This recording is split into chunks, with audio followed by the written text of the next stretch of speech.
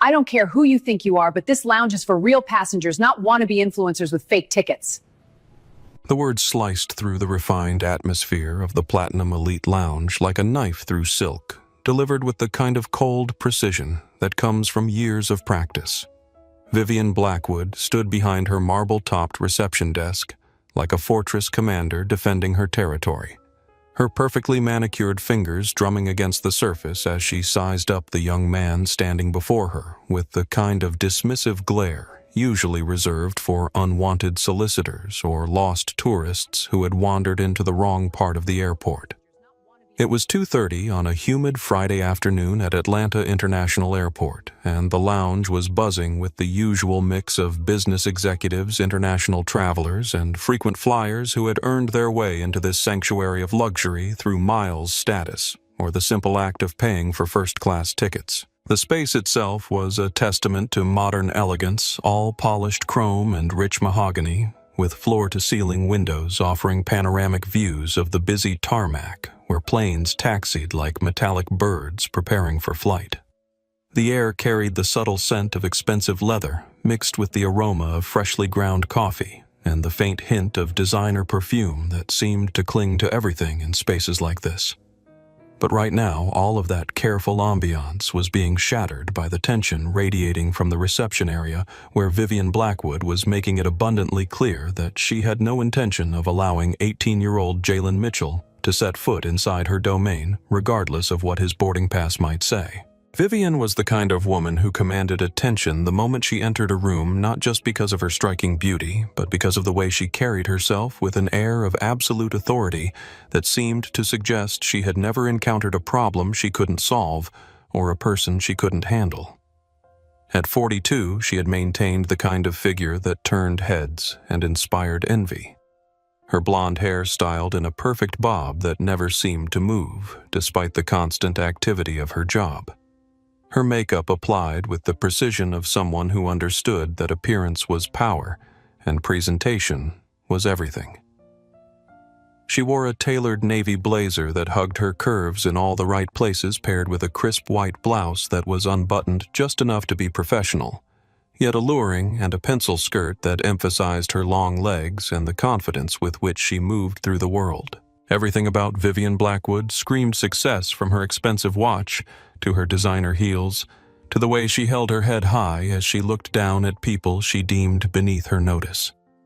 She had worked hard to get where she was climbing, from her humble beginnings as a flight attendant to her current position as manager of one of the most exclusive airline lounges in the country, and she wasn't about to let anyone forget it.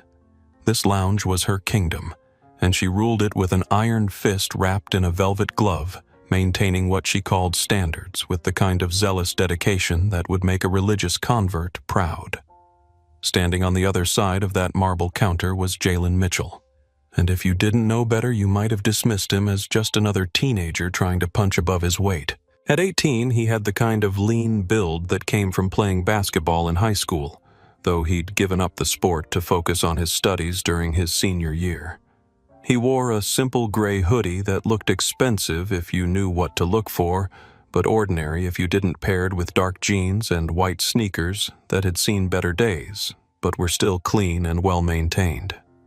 His backpack was slung over one shoulder with the casual ease of someone who had spent years navigating airports and long flights, and there was something in his posture that suggested he was used to being underestimated.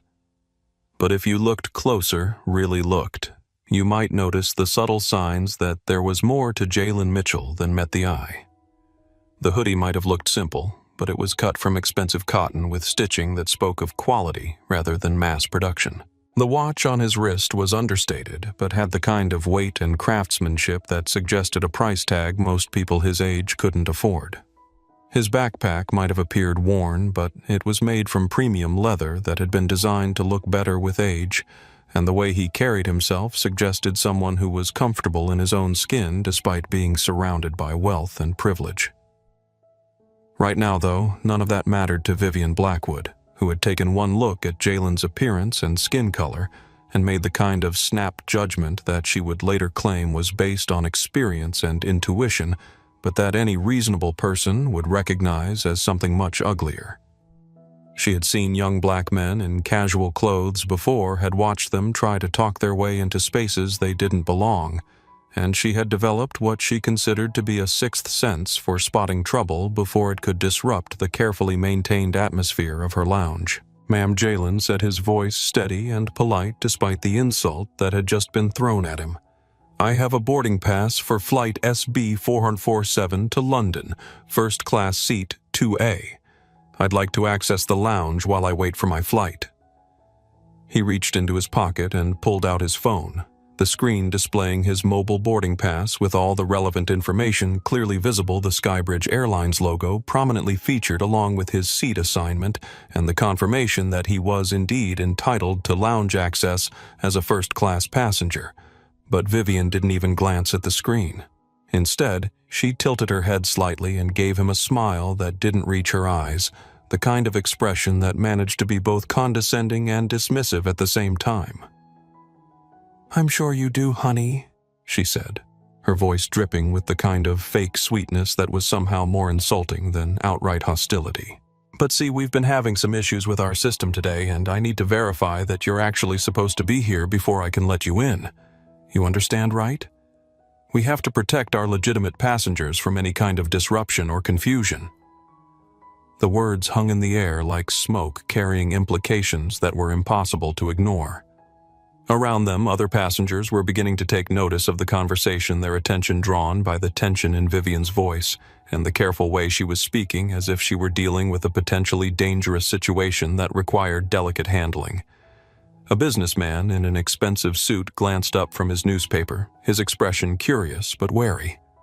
An elderly couple paused their conversation about their upcoming vacation to listen.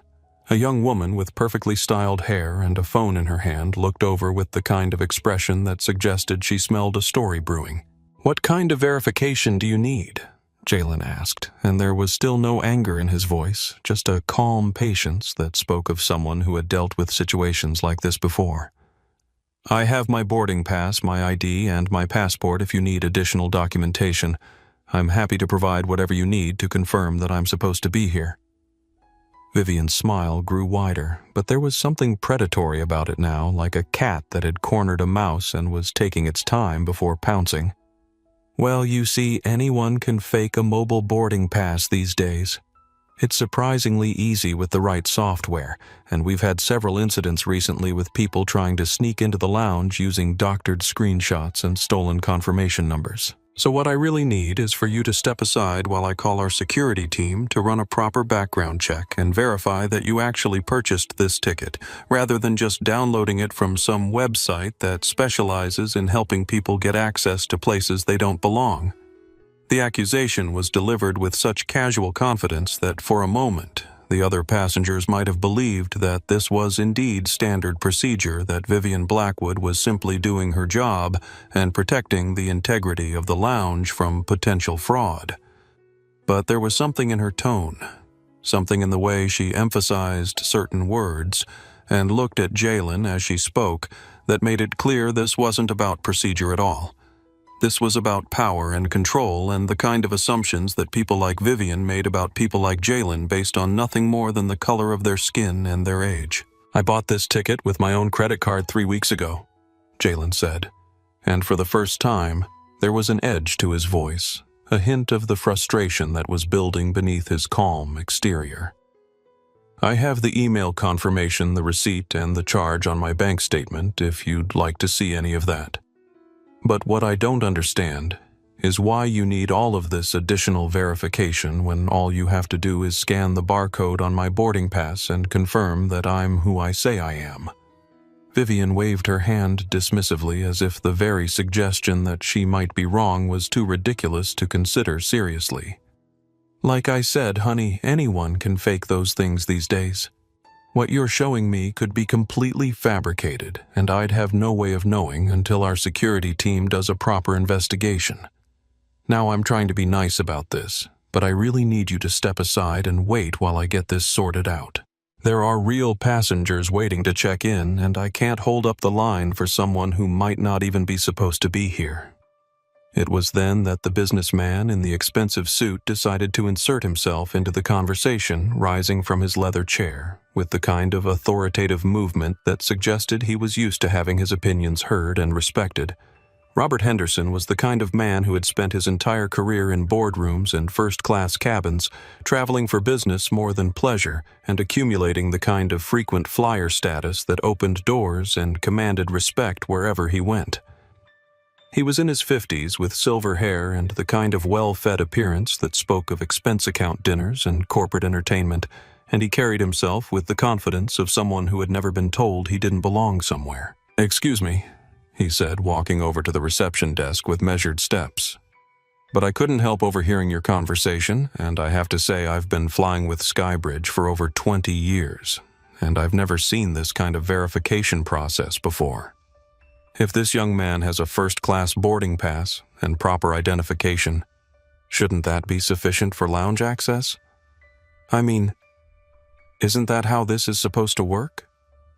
Vivian turned to face Robert with a completely different expression, her hostile mask melting away to reveal the kind of warm professionalism that she reserved for passengers who looked like they belonged in spaces like this.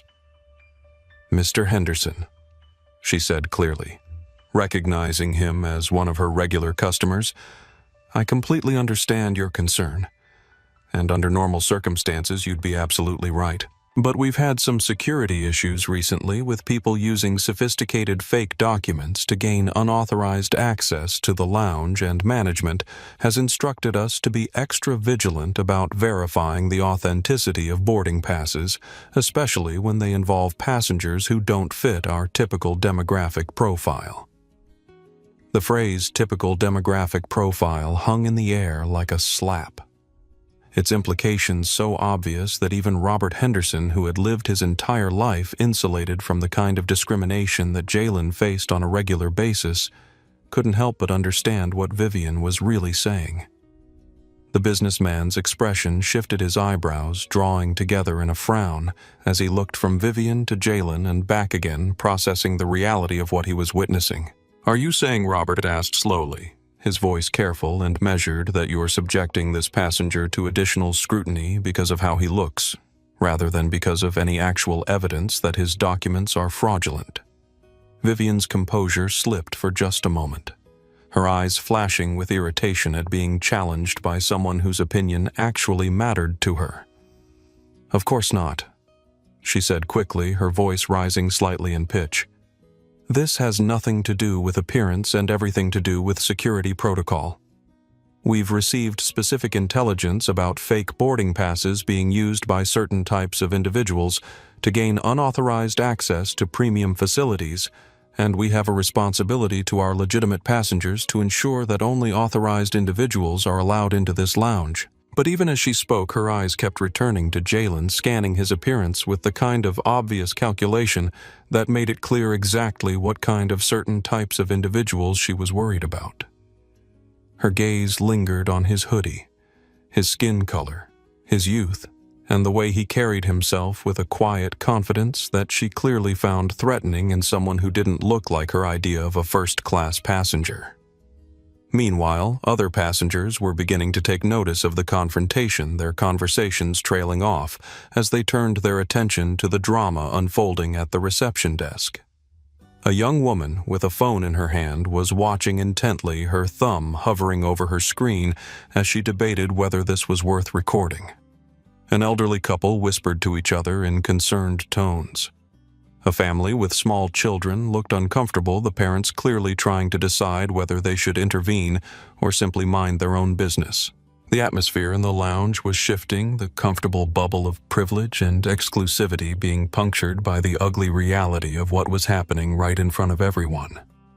This wasn't supposed to happen in places like this, in spaces that were designed to insulate wealthy travelers from the unpleasantness of the outside world. But here it was raw and undeniable, forcing everyone present to confront the kind of discrimination that many of them had never had to think about before. Jalen stood through it all with remarkable composure, his hands at his sides, his voice calm and steady, despite the humiliation he was being subjected to in front of dozens of witnesses. He had been in situations like this before, had learned through painful experience how to navigate the assumptions and prejudices of people who looked at him and saw a threat rather than a human being. But that didn't make it any less infuriating, any less degrading, or any less wrong. "Ma'am," he said, addressing Vivian directly while maintaining eye contact in a way that was respectful but firm. "I understand that you have security concerns, but I've provided you with valid documentation, and I'm willing to provide additional verification if needed. What I'm not willing to do is submit to treatment that you wouldn't apply to any other passenger simply because you've made assumptions about me based on my appearance. So, I'm going to ask you one more time. Will you please scan my boarding pass and allow me access to this lounge, or do I need to speak with your supervisor about the way I'm being treated?" The challenge was politely delivered but unmistakable, and Vivian's face flushed with anger at being questioned so directly by someone she had already decided didn't deserve to be in her presence. This was her domain, her kingdom, and she wasn't about to let some teenager with delusions of grandeur tell her how to do her job, regardless of what his boarding pass might say. "Listen here," she said, dropping all pretense of politeness as her voice rose to a level that commanded the attention of everyone in the vicinity. "I don't know what kind of game you think you're playing, but this is a private lounge for premium passengers, not a public space where anyone can just walk in and demand service. I've explained to you that we need to verify your credentials, and if you don't like that, you're welcome to wait for your flight in the general terminal area with all the other passengers who don't have legitimate access to this facility." To understand how a simple request for lounge access had escalated into a public confrontation that was about to change multiple lives forever, you would need to understand the very different paths that had led Vivian Blackwood and Jalen Mitchell to this moment, and the vastly different ways they had learned to navigate a world that treated them according to assumptions and prejudices rather than their actual character or accomplishments. Vivian Blackwood had been born 42 years ago in a small town in Georgia, where beauty was currency and conformity was survival, where young women learned early that their appearance could open doors that education and ambition might leave forever closed. She had been homecoming queen and prom queen and every other kind of queen that a small southern town could produce gliding through high school on a combination of natural beauty and carefully cultivated charm that made teachers overlook her mediocre grades and classmates forgive her occasional cruelty. College had been a brief experiment that ended when she realized that studying required more effort than she was willing to invest, and that her looks could take her places that a diploma never would. Her entry into the airline industry had been almost accidental, a job application filled out on a whim after a particularly brutal breakup with a college boyfriend who had suggested that maybe she should think about developing some skills beyond looking good in photographs. Flight attendant training had been easy enough, and she had discovered that she genuinely enjoyed the travel, the interaction with passengers, and especially the access to a lifestyle that would have been impossible to afford on a small-town salary. She had been good at the job in her own way, charming enough with male passengers and professional enough with everyone else to avoid serious complaints, and she had quickly learned how to use her appearance and personality to her advantage in an industry where customer service was paramount, and passenger satisfaction could make or break careers.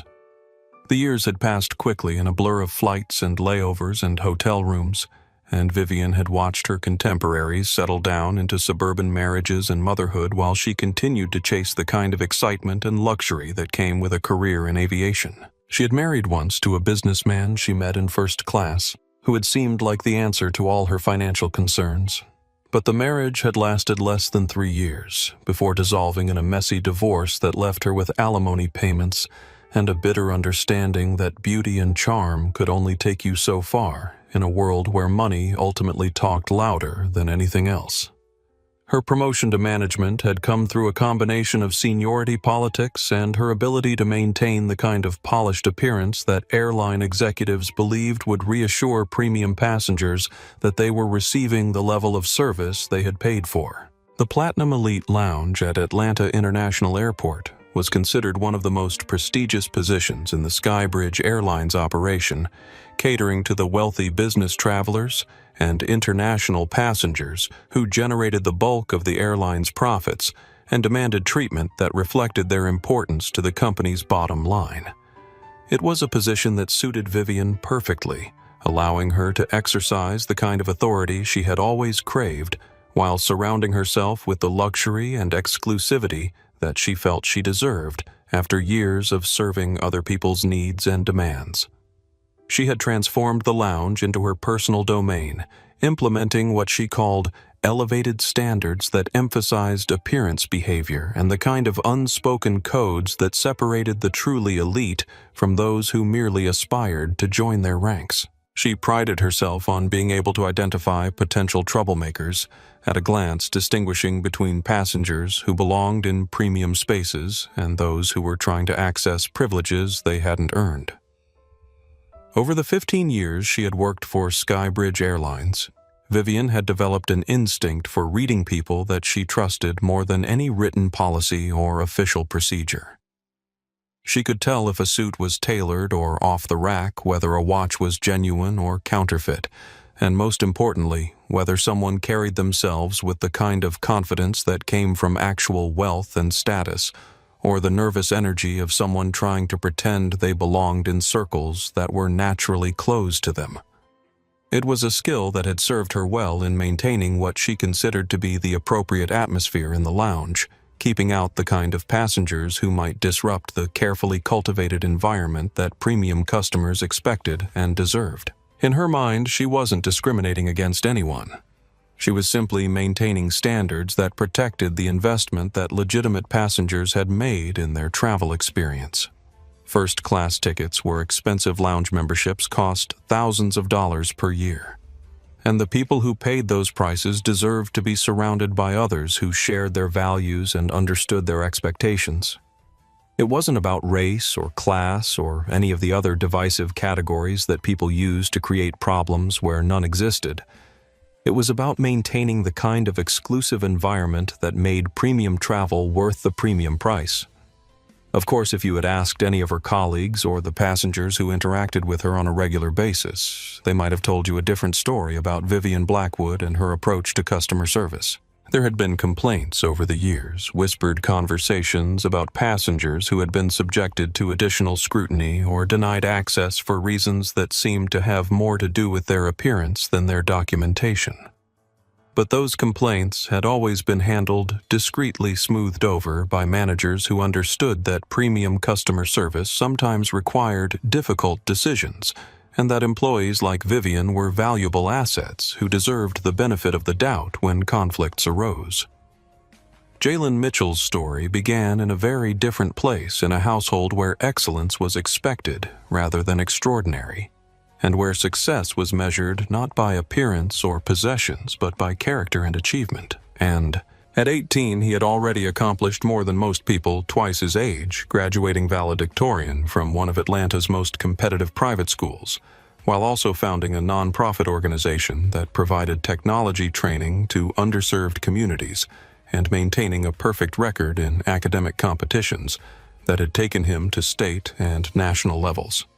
His mother, Diane Mitchell, had built her career through a combination of intelligence determination and an unwavering commitment to breaking down barriers that had kept people who looked like her out of corporate boardrooms and executive suites.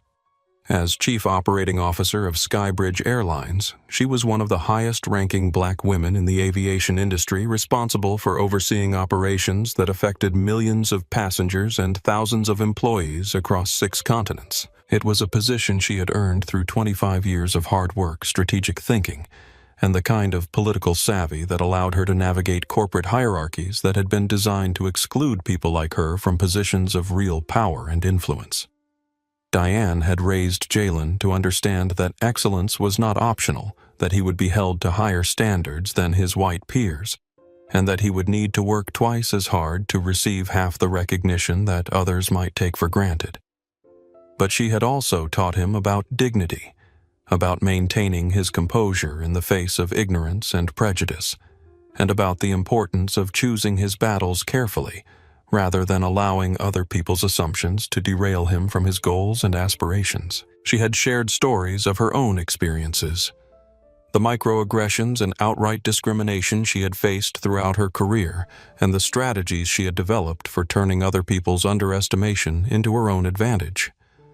As a result, Jalen had grown up with an unusual combination of confidence and humility, comfortable in his own skin, but aware that the world would often judge him based on superficial characteristics rather than his actual abilities or achievements. He had learned to dress in a way that didn't draw unnecessary attention, to speak with precision and care, and to carry himself with the kind of quiet dignity that disarmed people who expected him to be either submissive or aggressive. He preferred understated clothing and accessories, choosing quality over flash and comfort over ostentation, understanding that true confidence came from within, rather than from the labels or brands that might impress strangers who didn't know anything about him as a person. His acceptance to Cambridge University had been the culmination of years of hard work and careful preparation, and the trip to London was supposed to be a celebration as much as an interview process. He had earned a full scholarship based on his academic achievements and community service, and the university had specifically recruited him for their international development program, recognizing his potential to make a significant impact in addressing global inequality and social justice issues. It was an opportunity that would open doors to a future where he could use his intelligence and education to make the world a better place, and he approached it with the kind of excitement and anticipation that came from knowing that all his hard work was finally paying off. But even as he looked forward to the future, Jalen understood that he would continue to face the kind of assumptions and prejudices that had followed him throughout his life, that there would always be people who looked at him and saw only his skin color and age rather than his accomplishments and potential. He had developed strategies for dealing with those situations, ways of maintaining his dignity while educating others about their misconceptions, and he had learned to choose his responses carefully, rather than allowing anger or frustration to control his actions. The other passengers in the Platinum Elite Lounge that afternoon represented a cross-section of American society, each bringing their own perspectives and prejudices to the confrontation that was unfolding before them.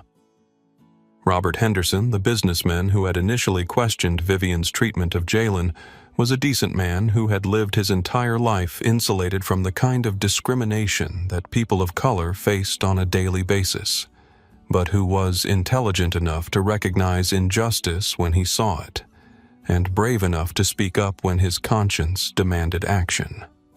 Maria Santos, the security supervisor who would soon be called to handle the situation, was a 35-year-old woman who had worked her way up through the ranks of airport security through a combination of competence and determination, earning respect from her colleagues and passengers alike through her professionalism and fairness. As a Hispanic woman in a field dominated by white men, she had experienced her own share of discrimination and understood firsthand how it felt to be underestimated or dismissed because of characteristics that had nothing to do with her ability to do her job effectively. Ashley Romano, the social media influencer who was about to become an unwitting witness to history, was a 24-year-old woman who had built her career on sharing her travel experiences with her 2.5 million followers, providing them with behind-the-scenes glimpses of luxury travel and exclusive access to the kind of experiences that most people could only dream about. She had started her account as a way to document her own adventures, but it had quickly evolved into a business that allowed her to travel the world while building a personal brand that attracted partnerships with hotels, airlines, and tourism boards. Thomas and Eleanor Walsh, the elderly couple who had been quietly observing the confrontation from their seats near the window, were retired teachers who had spent their working lives in integrated schools teaching students from diverse backgrounds and witnessing firsthand the impact that prejudice and discrimination could have on young people's lives and opportunities. They had saved for years to afford this trip to London, a celebration of their 50th wedding anniversary, and they carried with them the wisdom that comes from decades of experience, watching how society treats people differently based on characteristics that should be irrelevant to their worth as human beings. Each of these individuals would soon be forced to make choices about whether to intervene, whether to stand by silently, or whether to actively support either Vivian's position or Jalen's right to be treated with dignity and respect. Their decisions would be shaped by their own experiences, their personal values, and their understanding of what was right and wrong in a situation where the power dynamics were clearly skewed in favor of authority over justice. The stage was set for a confrontation that would expose the deep-seated prejudices that continued to shape American society in the 21st century, forcing everyone present to confront their own assumptions and biases while determining whether they would be part of the problem or part of the solution. What none of them realized was that this seemingly routine dispute over lounge access was about to become a viral moment that would be viewed by millions of people around the world, sparking conversations about racism, privilege, and the responsibility that all of us have to stand up for what's right when we witness injustice occurring right in front of us. The luxury of the Platinum Elite Lounge with its expensive furnishings and carefully maintained atmosphere of exclusivity was about to become the backdrop for a confrontation that would strip away all pretense and reveal the ugly realities that lurked beneath the polished surface of premium customer service. And at the center of it all were two people whose vastly different life experiences had led them to this moment, where dignity would clash with prejudice, where youth would challenge authority, and where the true character of everyone involved would be revealed for the world to see.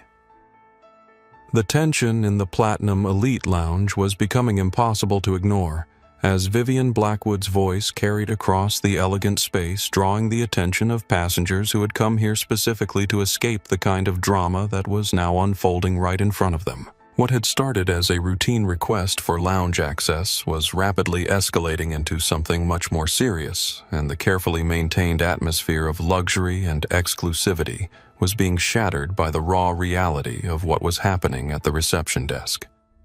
Jalen Mitchell stood his ground with the kind of quiet dignity that comes from years of experience dealing with people who had already made up their minds about him before he ever opened his mouth. But those who were watching closely could see the tension building in his shoulders and the way his hands were beginning to clench at his sides, despite his obvious efforts to remain calm and professional. He had been in situations like this before, had learned through painful experience how quickly a simple misunderstanding could spiral out of control when prejudice and assumptions were allowed to override common sense and basic human decency. Ma'am, Jalen said, his voice still level but carrying an edge of firmness that made it clear he wasn't going to be dismissed or intimidated. I've provided you with a valid boarding pass, I've offered to show you additional identification, and I've explained that I purchased this ticket legitimately with my own money. What I haven't received from you is any explanation of why I'm being subjected to this level of scrutiny when I can see other passengers walking into the lounge behind me without being questioned about their credentials or asked to prove that they belong here. Vivian's perfectly applied makeup couldn't quite hide the flush of anger that was spreading across her cheeks as she realized that this conversation was not going according to her usual script, where a few pointed questions and implications about security would be enough to convince unwanted visitors to seek accommodations elsewhere. She was used to dealing with people who would back down when faced with authority, who would accept her judgment about whether they belonged in premium spaces, and who would quietly retreat rather than risk causing a scene that might reflect poorly on their character or reputation. "Listen," she said, leaning forward across the marble counter in a way that was clearly meant to be intimidating, her voice dropping to a harsh whisper that somehow managed to carry more menace than if she had been shouting, "I don't know what kind of attitude you think you can bring into my lounge, but let me make something very clear to you. This is a private facility for passengers who have earned the right to be here through their loyalty and their investment in premium travel experiences. It's not a public space where anyone can just walk in and demand service, and it's certainly not a place where I'm going to be lectured about my policies by someone who looks like they should be grateful for any access they're given." The words hung in the air like a slap, their implications so obvious and ugly that even passengers who had been trying to mind their own business couldn't help but turn to stare at what was happening. The mask of professional customer service had slipped completely, now revealing the raw prejudice that had been driving Vivian's behavior from the moment Jalen had approached her desk, and there was no way for anyone present to pretend that this was simply a matter of security protocol or standard verification procedures. Robert Henderson, who had initially tried to intervene with the kind of polite suggestion that usually smoothed over minor misunderstandings in places like this, felt his stomach clench as he realized that he was witnessing something much more serious than a simple miscommunication. As a white businessman who had spent his entire life moving through spaces where his presence was assumed to be legitimate and welcome, he had never had to think about the kind of challenges that people like Jalen faced on a daily basis. But he was intelligent enough to recognize blatant discrimination when it was happening right in front of him. "Excuse me, Robert," said his voice growing stronger and more authoritative as his initial shock gave way to genuine anger.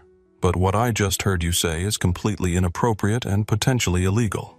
This young man has provided proper documentation for lounge access.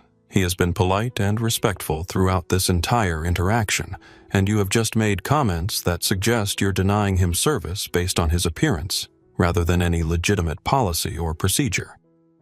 I think you need to either provide him with the access he's entitled to, or call your supervisor immediately so that someone with actual authority can address this situation properly."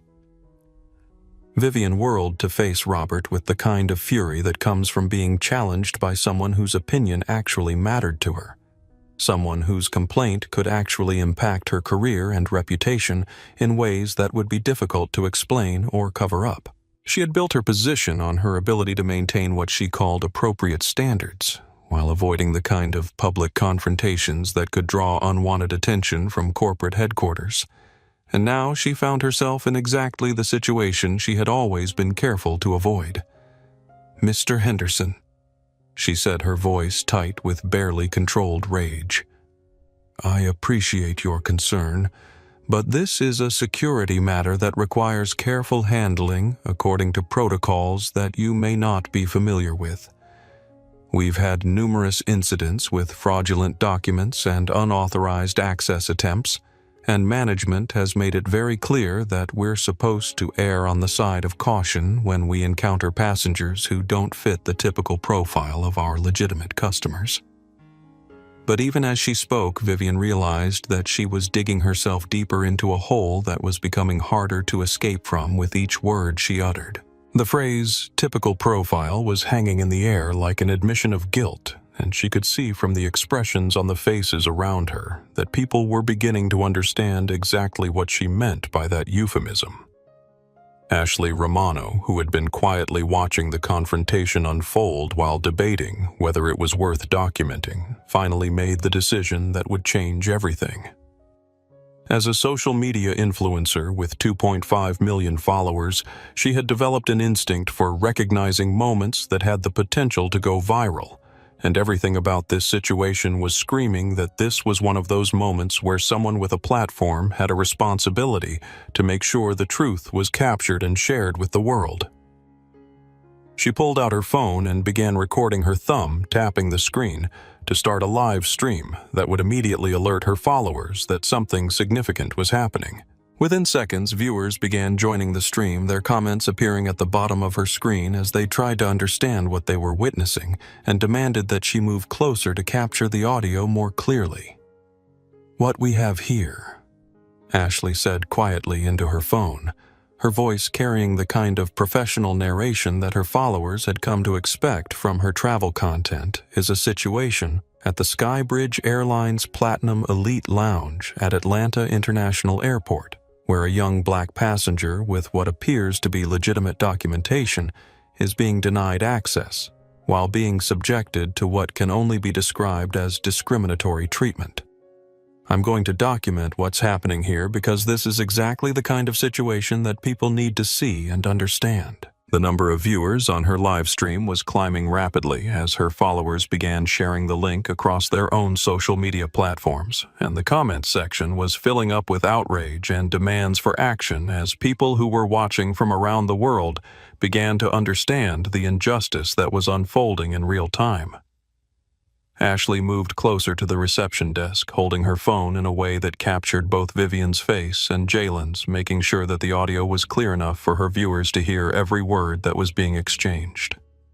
Meanwhile, Thomas and Eleanor Walsh had been watching the confrontation from their seats near the window, their expressions growing increasingly troubled as they witnessed the kind of discrimination that they had spent their teaching careers trying to combat in their own classrooms. As educators who had devoted their lives to helping young people reach their potential, regardless of their background or circumstances, they found it impossible to sit silently while a teenager was being humiliated simply because of his skin color. Eleanor whispered to her husband, "We need to do something. This is wrong, and if we just sit here and let it happen, we're just as complicit as if we were participating in it ourselves." Thomas nodded grimly, rising from his chair with the kind of determined movement that had once commanded the attention of rowdy classrooms and demanded respect from students who thought they could challenge his authority. At 73 years old, he might not have had the physical presence he once possessed, but he still carried himself with the dignity and moral authority that comes from a lifetime of standing up for what's right, regardless of the personal cost. Young man Thomas said, approaching Jalen with the kind of respectful tone that immediately conveyed his support and solidarity. "I want you to know that what's happening here is not acceptable, and there are people witnessing this who will not allow it to continue without speaking up. You have conducted yourself with remarkable dignity in the face of treatment that no one should have to endure, and I want you to know that you have allies here who will stand with you." The intervention of the elderly teacher seemed to galvanize other passengers who had been watching the situation unfold with growing discomfort, and suddenly the reception area was filled with voices as people who had been content to observe from a distance found themselves compelled to take sides in a confrontation that was forcing them to confront their own values and beliefs about fairness and justice. A young mother who had been traveling with her 2 small children approached the desk with her phone already recording, her voice shaking with anger as she addressed Vivian directly. "I have been a Skybridge customer for over 10 years, she said, "and I have never seen anything like this in any airline lounge anywhere in the world. What you're doing is disgusting, and if this is how your airline treats paying customers based on their skin color, then this is the last time my family will ever fly with Skybridge or recommend your services to anyone else." But not everyone was willing to take Jalen's side, and the confrontation began to reveal the deep divisions that existed even among passengers who shared similar economic status and travel privileges. A middle-aged businessman who had been observing the situation from the bar area approached the group with the kind of aggressive confidence that suggested he was used to having his opinions heard and respected in business settings. "Look," he said, directing his comments primarily toward Robert Henderson and Thomas Walsh, rather than engaging directly with Jalen. "I don't know what this is really about, but I do know that this lounge has policies and procedures for a reason, and if this young man is having trouble getting access, there's probably a good reason for it. I pay a lot of money for the privilege of using this facility, and I don't appreciate having my travel experience disrupted by people who want to turn every minor inconvenience into some kind of racial incident." The comment sparked an immediate reaction from Ashley Romano, who had been live streaming the entire confrontation and whose viewer count had now climbed to over 100,000 people watching in real time as the situation continued to escalate. "Sir," she said, turning her phone toward the businessman while making sure her followers could see his face clearly. "What we're witnessing here isn't a minor inconvenience or a racial incident that's being manufactured for attention. This is a young man with legitimate documentation being denied service that he's entitled to, based solely on assumptions about his appearance and background. If you can't see the difference between those two things, then you're part of the problem that we're trying to address." The businessman's face reddened with anger at being called out so publicly, but before he could respond, Vivian Blackwood made the decision that would escalate the situation beyond any possibility of quiet resolution. She reached for the phone on her desk and began dialing, her voice carrying across the reception area as she spoke to whoever answered on the other end. "This is Vivian Blackwood at the Platinum Elite Lounge. She said, her tone switching to the kind of urgent professionalism that suggested she was reporting a serious security incident. "I need security to respond immediately to deal with a disruptive passenger who is refusing to leave the premises after being denied access. The individual is becoming increasingly aggressive and is causing a disturbance that is affecting other customers' experience. Please send officers as soon as possible." The phone call changed everything, transforming what had been a dispute over customer service into a potential legal matter that could have serious consequences for everyone involved. Jalen's expression hardened as he realized that Vivian was not only refusing to provide him with the service he was entitled to, but was actively misrepresenting the situation in a way that could result in his arrest or worse. "Ma'am?" he said, his voice still controlled but carrying a warning that made everyone present understand that his patience was reaching its limit. "I want you to know that everything that has happened here has been recorded by multiple witnesses, and your characterization of me as aggressive or disruptive is not only false, but potentially defamatory. I have remained calm and professional throughout this entire interaction.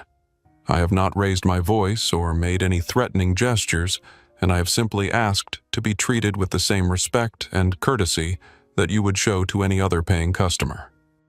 But Vivian was beyond reasoning now, her initial prejudice having evolved into the kind of desperate doubling down that happens when someone realizes they have made a serious mistake but feels too invested in their position to back down gracefully. She had built her career on her ability to maintain control over her domain, and the thought of being proven wrong by someone she had dismissed as unworthy of her consideration was more than her ego could handle.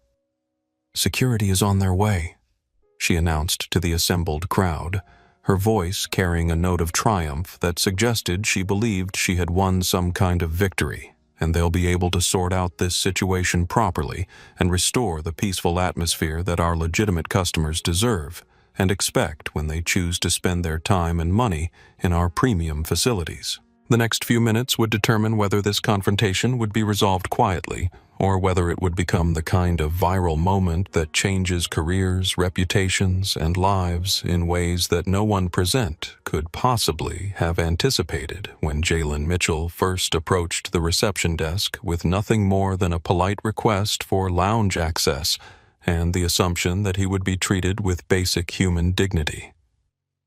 The atmosphere in the Platinum Elite Lounge had transformed completely from its usual state of refined tranquility into something that resembled a courtroom where multiple trials were happening simultaneously, with passengers choosing sides and bearing witness to a confrontation that was rapidly spinning beyond anyone's ability to control or contain. Ashley Romano's live stream had exploded to over 300,000 viewers as word spread across social media platforms, with people from around the world tuning in to watch what was being described in rapidly multiplying hashtags as a clear case of racial profiling happening in real time at one of America's busiest airports. The comments section of Ashley's stream was moving so fast that individual messages were impossible to read, but the general tenor was clear. People were outraged by what they were witnessing, demanding action from Skybridge Airlines, sharing the stream across their own platforms, and creating a digital firestorm that was growing by the second. Justice for Jalen was already trending on multiple platforms, accompanied by Skybridge discrimination and airport racism. As the power of social media transformed a local incident into a global conversation about prejudice, privilege, and the treatment of people of color in spaces that had historically been designed to exclude them. "This is absolutely unbelievable," Ashley said into her phone, providing commentary for her viewers while making sure to capture every detail of what was happening around her. "We're watching a young black man with legitimate first-class documentation being denied service and having security called on him for the crime of existing in a space where someone has decided he doesn't belong. The manager here has made comments about typical profiles and has completely ignored multiple forms of identification while treating this passenger like a criminal for no reason other than his appearance." The live viewer count continued to climb, and Ashley could see notifications popping up on her screen indicating that her stream was being picked up and rebroadcast by news outlets and social media influencers with much larger platforms than her own. This was becoming the kind of viral moment that could define careers, and she felt the weight of responsibility to document everything accurately while making sure that the truth of what was happening wasn't lost in the chaos of competing narratives and spin attempts. Meanwhile, other passengers in the lounge were pulling out their own phones to record the confrontation from different angles, creating a comprehensive digital record of events that would make it impossible for anyone to later claim that the situation had been misunderstood or misrepresented. A businessman near the bar was live streaming to his LinkedIn network. A young woman traveling with her parents was posting updates to her Instagram story, and even some of the airport employees who had gathered to watch were discreetly capturing footage that they knew would be valuable evidence of what was really happening. Maria Santos, the airport security supervisor who was responding to Vivian's call for assistance, arrived at the lounge entrance with 2 officers and immediately recognized that she was walking into a situation that was far more complex and serious than the typical disturbance calls she usually handled. As a Hispanic woman who had worked her way up through the ranks of airport security, Maria had developed a keen instinct for recognizing when authority was being abused and when protocol was being used as a cover for personal bias or prejudice. She could see immediately that the young black man standing calmly at the reception desk was not exhibiting any of the behaviors that would typically warrant a security response. He wasn't raising his voice, making threatening gestures, or showing any signs of aggression or agitation. In fact, he appeared to be one of the calmest people in the entire area, which was in stark contrast to Vivian Blackwood, who was clearly agitated and speaking rapidly to anyone who would listen about security threats and disruptive behavior. Ma'am Maria said, approaching Vivian with the kind of professional courtesy that she extended to all airline employees, while making it clear that she was there to investigate rather than simply take orders. "I'm Supervisor Santos with Airport Security. I understand you called about a disruptive passenger, but I'm going to need to get a clear understanding of what's happening here before we take any action. Can you walk me through the situation from the beginning?" Vivian immediately launched into a breathless explanation of events that bore little resemblance to what had actually transpired, describing Jalen as aggressive and threatening, claiming that he had raised his voice and made inappropriate demands, and insisting that she had followed proper protocol in verifying his credentials before determining that his documentation was suspicious and potentially fraudulent. But Maria was watching Jalen's face as Vivian spoke, and she could see the young man's expression of quiet disbelief as he listened to a version of events that completely contradicted what had actually happened. More importantly, she was aware of the dozens of phones pointed in their direction and the fact that this entire conversation was being broadcast live to potentially millions of viewers who had witnessed the actual events and would be able to confirm or contradict whatever version of the story emerged from this investigation. Son Maria said, turning to Jalen with the kind of respectful tone that immediately conveyed that she was approaching the situation with an open mind. "I'd like to hear your version of what happened here. Can you walk me through your interaction with the lounge staff from the beginning?" Jalen took a deep breath, clearly recognizing the importance of this moment, not just for his own situation, but for the broader conversation about racial profiling and discrimination that was playing out in front of a global audience. His response was measured and precise, delivered with the kind of calm professionalism that immediately marked him as someone who was used to being in high-pressure situations and who understood the importance of maintaining his dignity regardless of how he was being treated. "I approached the reception desk approximately 20 minutes ago with a valid first-class boarding pass for Skybridge Flight 447 to London," he began, his voice clear and steady. "I politely requested access to the lounge as I'm entitled to as a first-class passenger. The manager, Ms. Blackwood, immediately refused to scan my boarding pass and instead began questioning whether my documentation was legitimate. When I offered to provide additional identification, she declined to look at it and instead made comments about security concerns and people who don't fit what she called the typical demographic profile for lounge users. As Jalen continued his account, providing specific details about each exchange and the escalating nature of Vivian's responses, Maria found herself becoming increasingly concerned about what she was hearing. The young man's version of events was not only more credible than Vivian's, but was being corroborated in real time by the passengers who had witnessed the entire interaction and were nodding in agreement as he spoke. Thomas Walsh, the retired teacher who had earlier spoken up in support of Jalen, approached Maria with the kind of authoritative presence that comes from decades of dealing with difficult situations and demanding accountability from people in positions of power. "Officer," he said, "my wife and I have been sitting over there for the past half hour, and we witnessed this entire interaction from the beginning. This young man has been nothing but polite and professional throughout this ordeal, while the manager has made increasingly inappropriate comments that can only be characterized as discriminatory. We're both retired educators, and we know discrimination when we see it." Eleanor Walsh joined her husband, carrying herself with the dignity of someone who had spent her career fighting for justice and equality in educational settings. "What we've witnessed here is a textbook example of racial profiling," she said, her voice carrying the moral authority of someone who had devoted her life to teaching young people about right and wrong. This manager made assumptions about this young man based solely on his appearance, refused to follow standard procedures that would have resolved the situation immediately, and then escalated the conflict when he refused to accept discriminatory treatment. Robert Henderson, the businessman who had initially tried to mediate the situation, approached the group with obvious frustration at how the situation had been handled. "I've been flying with Skybridge for over 20 years, he said, "and I've used this lounge hundreds of times. What I've witnessed here today is completely contrary to every standard of customer service and basic human decency that I've come to associate with this airline." This young man presented proper documentation and was treated like a criminal for no reason other than prejudice. But not all the witnesses were supportive of Jalen's position, and Maria found herself trying to sort through competing narratives as some passengers insisted that Vivian had been following proper protocol and that the situation had been blown out of proportion by people looking to create drama where none existed. The middle-aged businessman who had earlier defended Vivian's actions approached Maria with the confidence of someone who was used to having his opinions respected in business settings.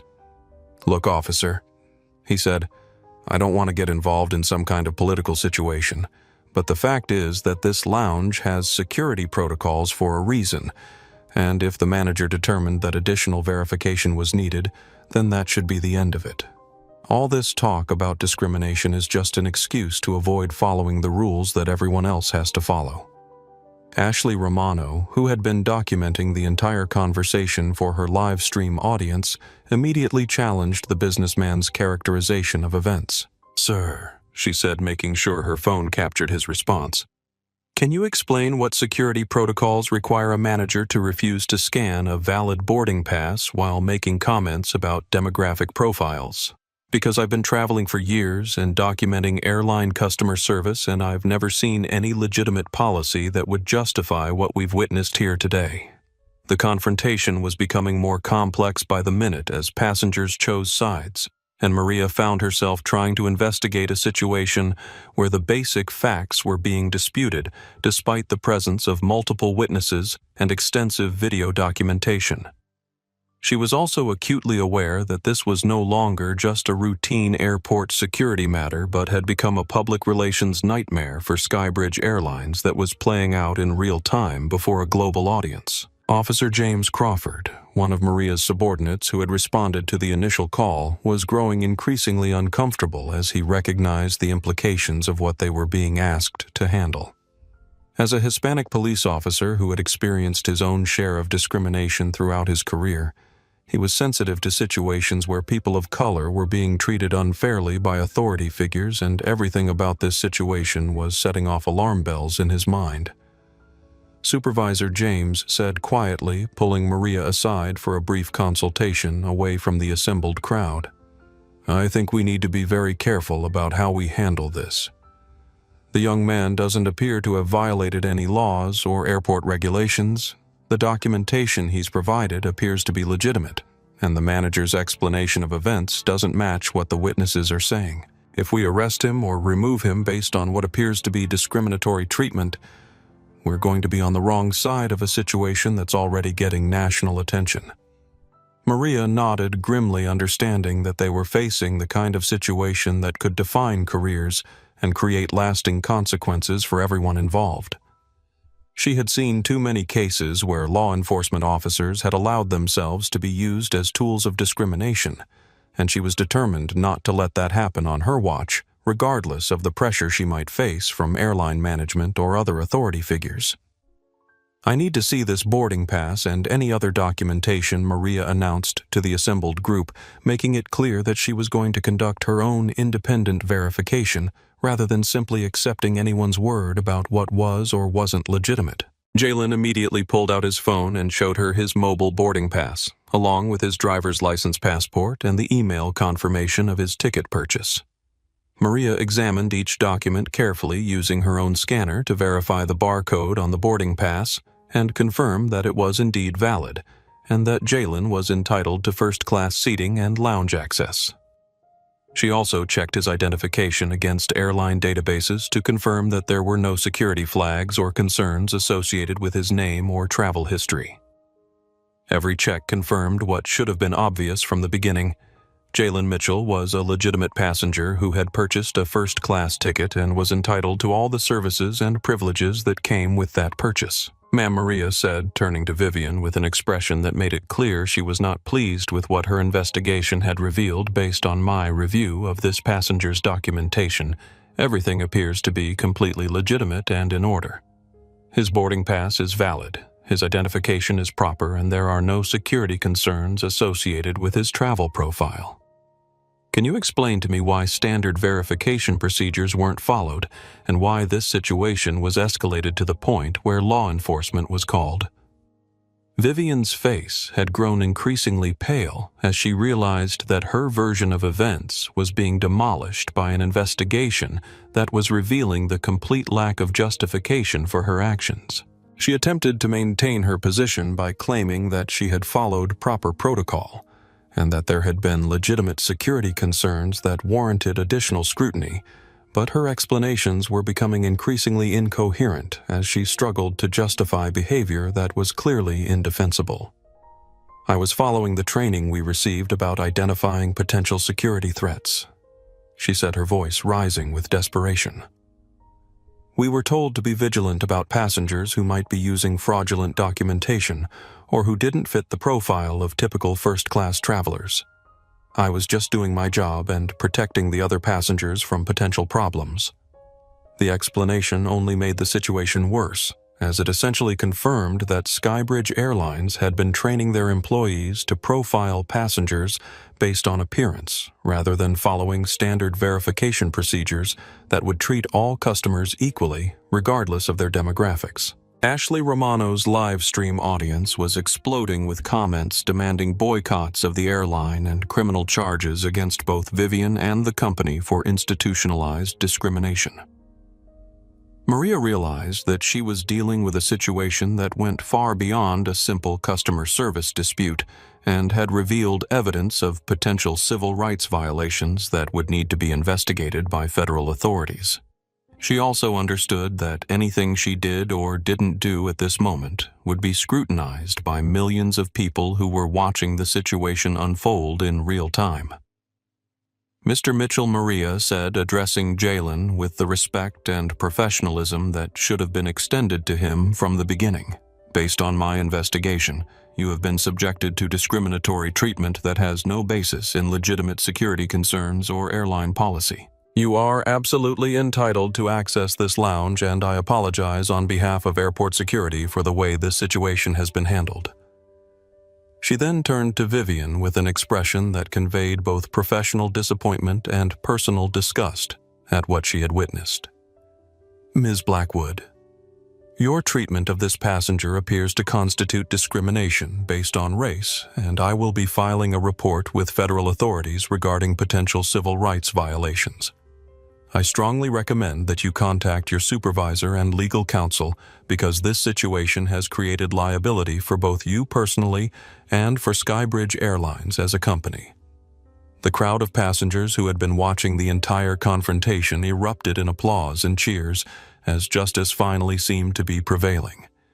But everyone present understood that this was just the beginning of a much larger reckoning that would extend far beyond the walls of the Platinum Elite Lounge. The viral nature of the incident meant that Skybridge Airlines would be facing intense scrutiny of their policies and training procedures, while Vivian Blackwood would be dealing with personal and professional consequences that would likely follow her for the rest of her career. But even as Maria was attempting to resolve the immediate situation and restore some semblance of order to the lounge, none of them realized that the most dramatic moment was still to come, and that Jalen Mitchell's connection to Skybridge Airlines was about to be revealed in a way that would completely transform the nature of the confrontation and create consequences that no one present could possibly have anticipated. The sound of high heels clicking against the polished marble floor of the terminal corridor cut through the chaos in the Platinum Elite Lounge like a blade, each step measured and deliberate, carrying with it the kind of authority that comes from years of commanding respect in boardrooms and corporate environments where weakness is instantly recognized and ruthlessly exploited. The clicking grew louder as it approached the lounge entrance, and something about the rhythm and precision of those footsteps seemed to signal that the dynamics of the entire situation were about to change in ways that no one present could possibly have anticipated. Diane Mitchell had been in the middle of a high-level strategy meeting with Skybridge Airlines' European operations team when her assistant had burst into the conference room with an expression of barely controlled panic, whispering urgently into her ear about a situation involving her son that was rapidly becoming a public relations catastrophe for the company. She had excused herself from the meeting with the kind of professional composure that had served her well throughout her rise to the position of Chief Operating Officer. But inside, her maternal instincts and executive experience were both screaming that she needed to get to the Platinum Elite Lounge immediately. During the 10-minute walk from the corporate offices to the lounge, Diane had been receiving constant updates from her staff about the viral nature of the incident, the social media explosion that was already demanding corporate response, and the potential legal and public relations implications of what appeared to be a clear case of racial discrimination occurring in one of the airline's premium facilities. She had also been watching Ashley Romano's live stream on her phone, witnessing firsthand the treatment her son had been subjected to, and feeling a combination of maternal rage and professional fury that someone representing her company had behaved so egregiously. As she approached the entrance to the lounge, Diane could see through the glass doors that a crowd had gathered around the reception area, with her son standing at the center of what was clearly a highly charged confrontation. She could see airport security officers, passengers with phones recording everything, and the blonde woman who she immediately recognized as the manager, whose behavior was about to cost her career and potentially expose Skybridge Airlines to millions of dollars in legal liability. Diane paused for a moment outside the entrance, taking a deep breath and smoothing her tailored navy suit while mentally preparing for what she knew would be one of the most challenging and personally significant moments of her professional career.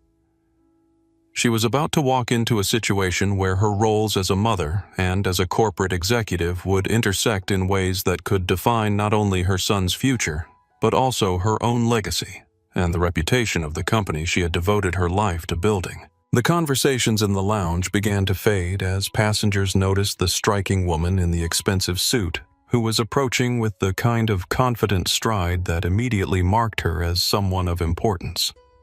There was something in her bearing, something in the way she carried herself that suggested she was used to being the most powerful person in any room she entered, and the crowd instinctively began to part as she made her way toward the reception desk where her son was still being detained.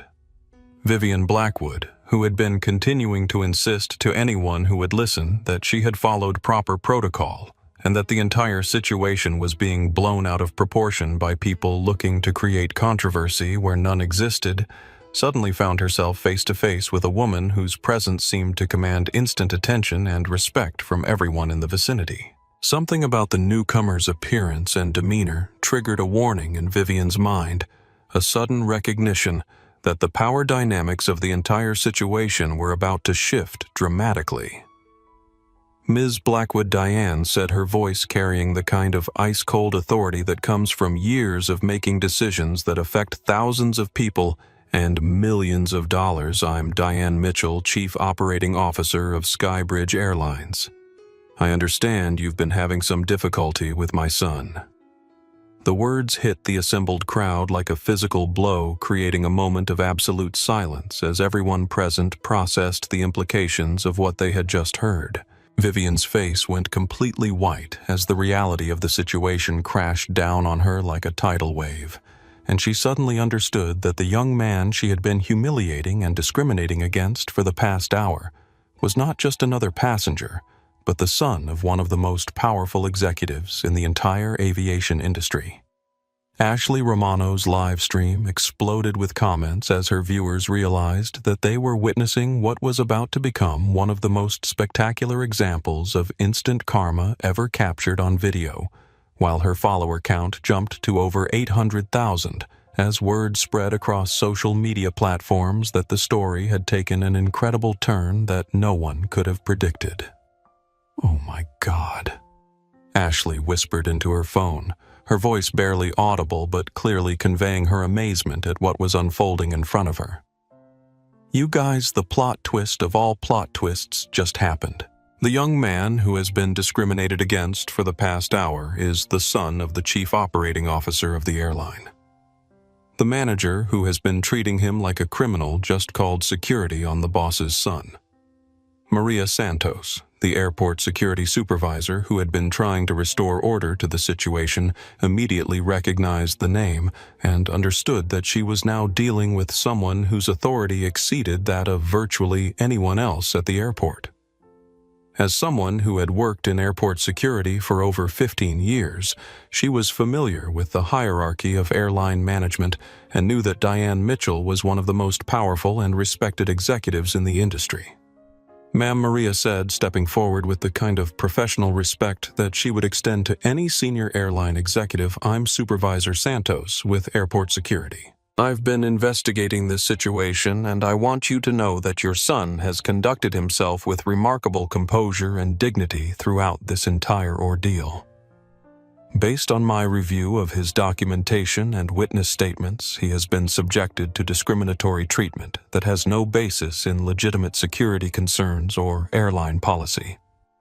Diane nodded acknowledgement to Maria while keeping her primary focus on Vivian, who was clearly struggling to process the magnitude of her mistake and find some way to salvage a situation that had already spiraled completely beyond her control. There was something almost pathetic about the way Vivian was looking around the room, as if searching for allies or escape routes, her earlier confidence and authority having evaporated in the face of the realization that she had just committed career suicide in the most public way possible. "Ms. Mitchell." Vivian stammered, her voice cracking with desperation as she attempted to explain her actions to someone whose authority to end her career was absolute and immediate. "I had no idea that Jalen was your son. If I had known, of course, I would have handled the situation differently.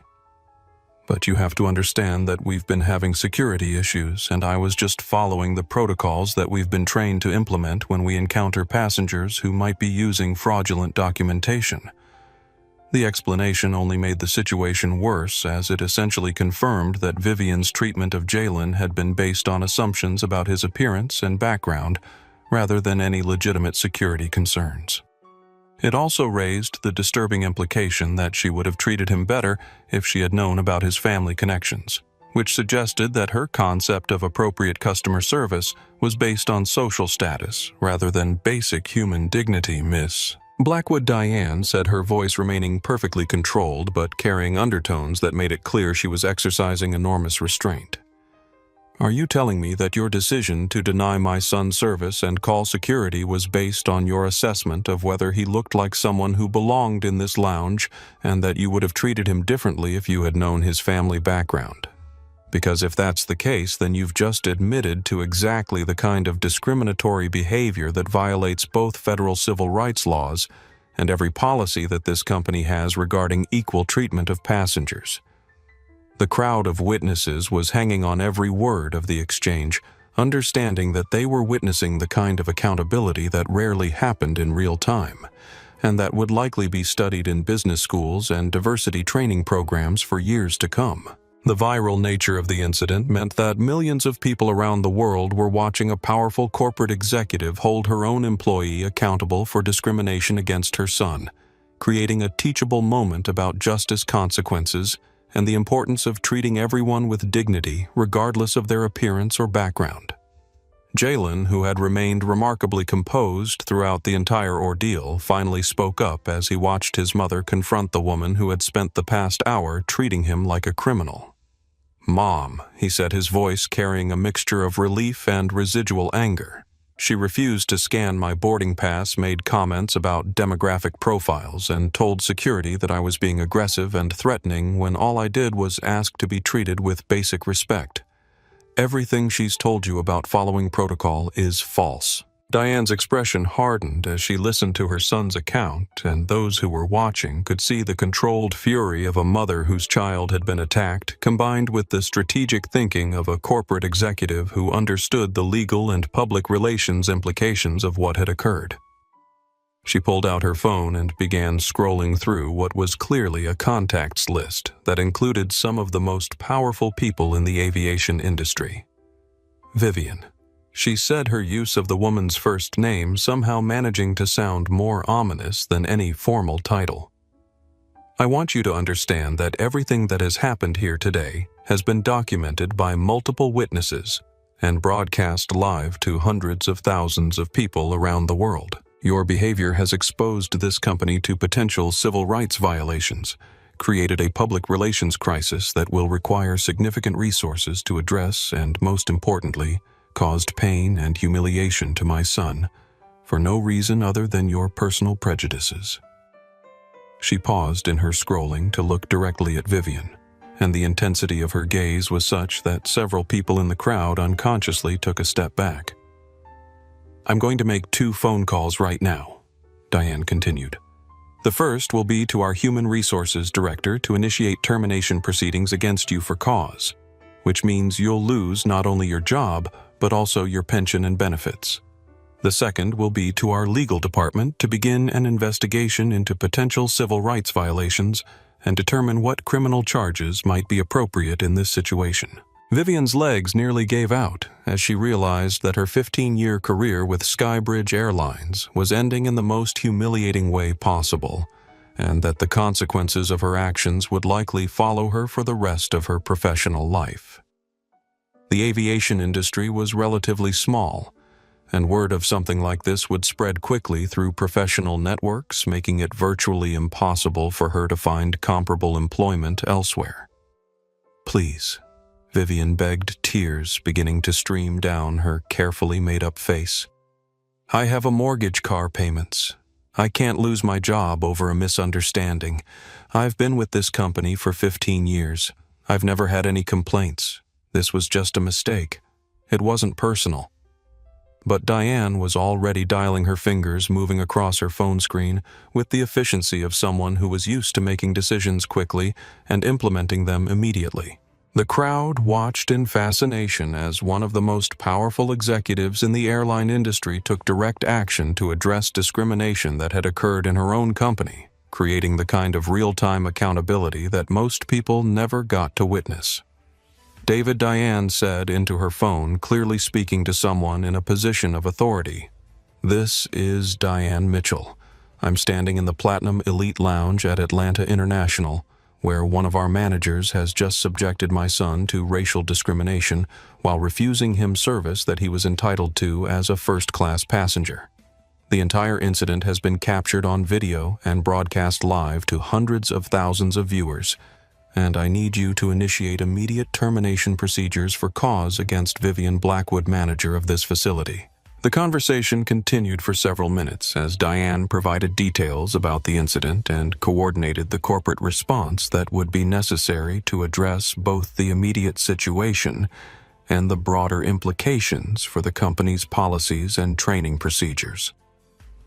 Throughout the call, Vivian continued to plead for consideration, but her appeals fell on deaf ears as the reality of corporate accountability played out in front of the assembled witnesses. When Diane finished her call, she turned her attention to Maria Santos and the other security officers who had responded to Vivian's false report about her son being aggressive and threatening.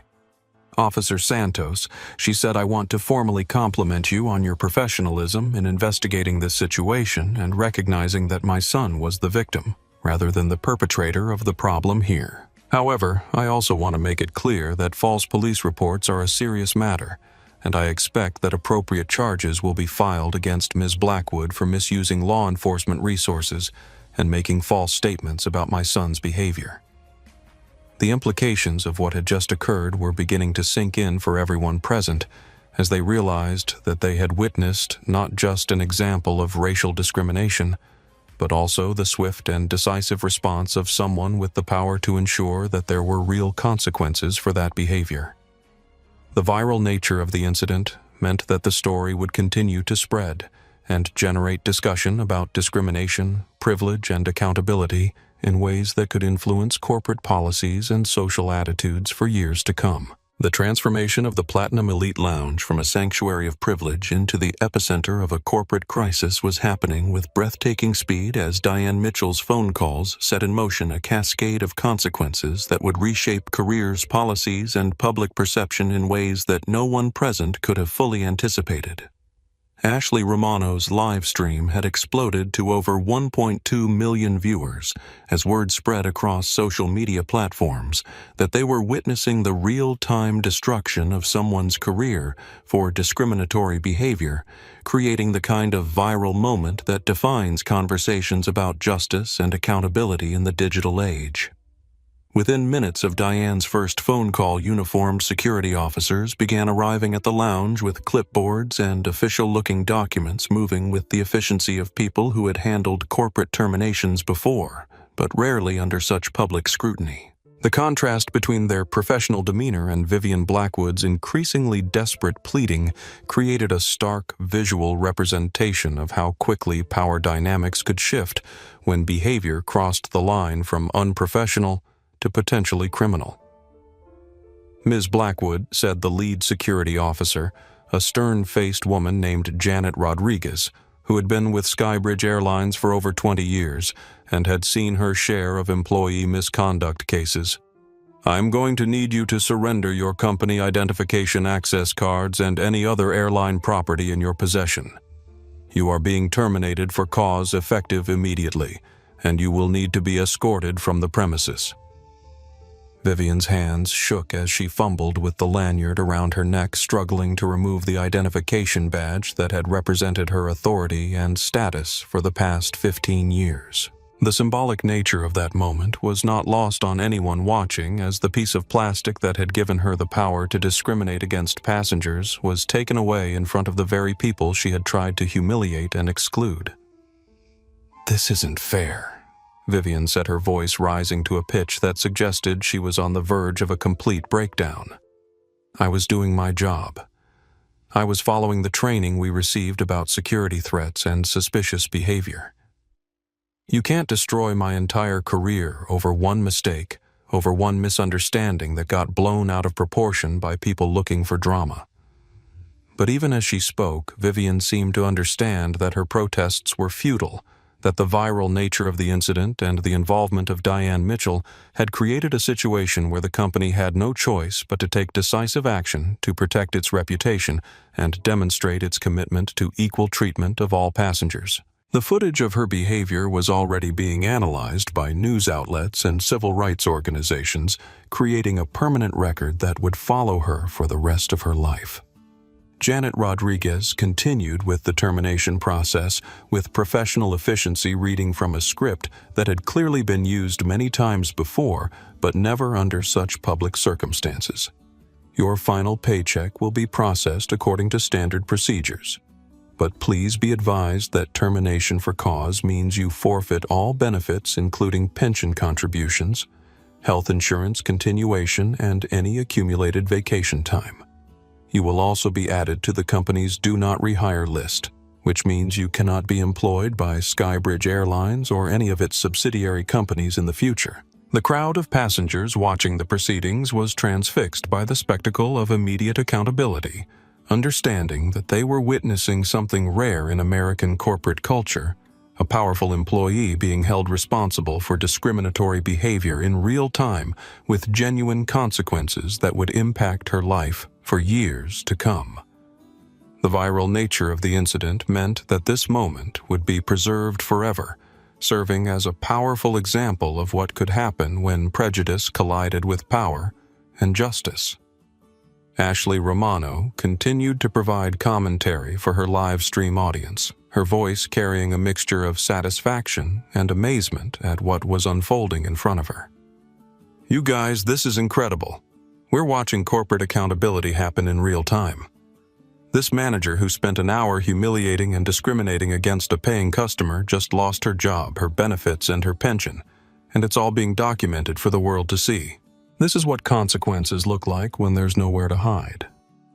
Meanwhile, Diane Mitchell was coordinating the broader corporate response to the crisis, speaking rapidly into her phone as she managed multiple conversations with executives, legal counsel, and public relations specialists who were scrambling to address a situation that had the potential to cause lasting damage to the airline's reputation and profitability. The stock market was already beginning to react to the viral incident, with Skybridge Airlines shares dropping as investors recognized the potential liability and public relations nightmare that the company was facing. "I want a comprehensive review of all training materials and policies related to customer service and non-discrimination," Diane said into her phone, her voice carrying the authority of someone who was used to having her directives implemented immediately and without question. "I want to know how an employee could work for this company for 15 years and still believe that racial profiling was an acceptable approach to customer service.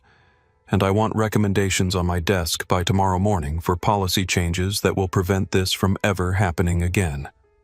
Officer James Crawford, the Hispanic police officer who had responded to Vivian's false report about Jalen being aggressive and threatening, was beginning to understand the legal implications of what he had witnessed and the potential charges that might be filed as a result of the false police report.